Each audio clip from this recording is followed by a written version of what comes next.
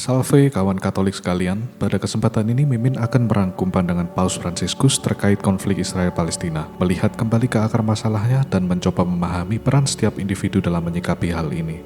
Paus Fransiskus sangat prihatin dengan eskalasi kekerasan dan perasaan sakit yang terus berlanjut dalam konflik ini. Ia telah menyatakan bahwa perang hanya akan mengakibatkan penderitaan dan kematian, dan mengajak para pihak untuk menghentikan serangan senjata. Paus juga menegaskan bahwa terorisme dan ekstremisme tidak akan membantu menyelesaikan masalah ini, namun hanya akan memperdalam kebencian dan balas dendam. Paus Fransiskus dengan tegas menyuarakan perlunya perdamaian yang dibangun atas keadilan, dialog, dan persaudaraan.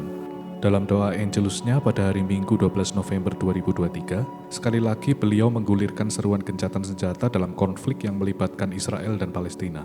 Dalam pidatonya, Paus juga mendesak pembebasan segera sandera Israel dan memberikan lebih banyak bantuan kemanusiaan untuk jalur Gaza yang terdampak. Dalam ungkapannya, Paus Fransiskus menyatakan perhatiannya terhadap situasi yang sangat serius di Israel dan Palestina. Beliau kemudian menekankan perlunya menghentikan perang. Paus Fransiskus yang sebelumnya juga telah meminta penghentian perang di Gaza, menegaskan bahwa semua umat manusia tanpa memandang agama adalah suci dan memiliki hak hidup untuk damai. Pada hari Rabu 22 November 2023, secara penuh kepedulian bertemu dengan keluarga orang-orang Israel yang disandera oleh Hamas di Gaza dan keluarga Palestina yang ditahan di Israel. Sambil memimpin misa sore Angelus, Paus Fransiskus juga menegaskan panggilannya untuk perdamaian dihadapkan dengan orang-orang yang memegang bendera Palestina dan poster yang menyuarakan kepedihan konflik. Konflik ini telah berlangsung lebih dari 100 tahun dan akarnya dapat ditelusuri kembali ke perjanjian Balfour pada tahun 1917.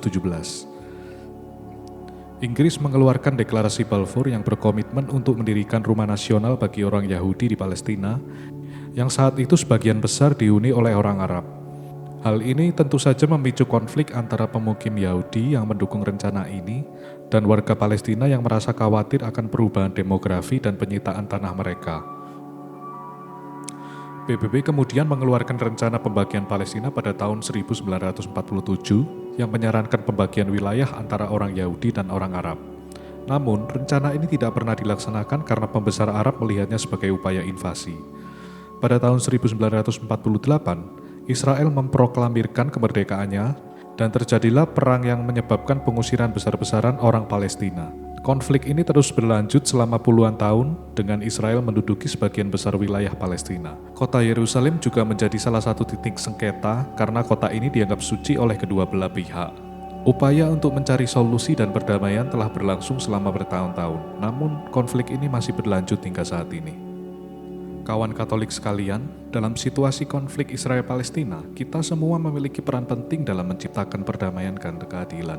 Mari kita eksplorasi beberapa ide praktis yang bisa kita ambil. Pertama-tama, kita memiliki kekuatan doa. Berdoa untuk para korban konflik, pemimpin, dan semua yang terlibat.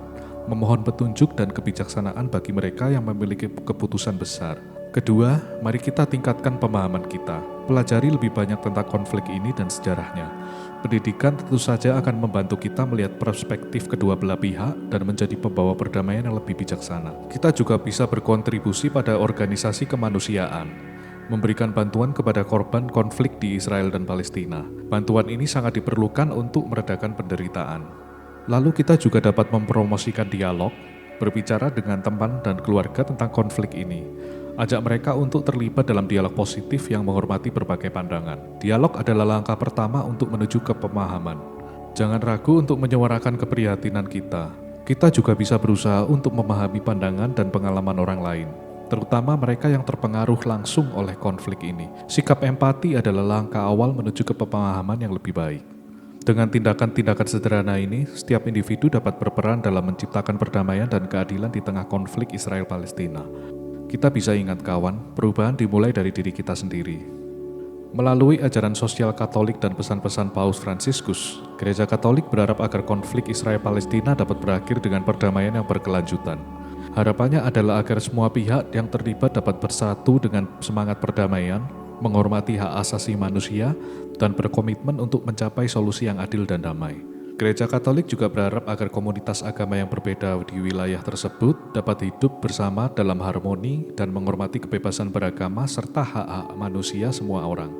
Dalam konflik ini, pandangan agama Katolik sangat mementingkan perdamaian, keadilan, dan kemanusiaan. Gereja Katolik berperan dalam mendukung upaya perdamaian, mengatasi dampak konflik, dan mempromosikan dialog antar agama. Melalui pandangan ini, Gereja Katolik berharap agar konflik dapat diselesaikan dengan cara menghormati martabat manusia dan menciptakan kondisi untuk perdamaian yang berkelanjutan. Semoga pesan-pesan perdamaian dan harapan ini dapat menjadi kenyataan di masa depan. Sampai jumpa kawan Katolik sekalian.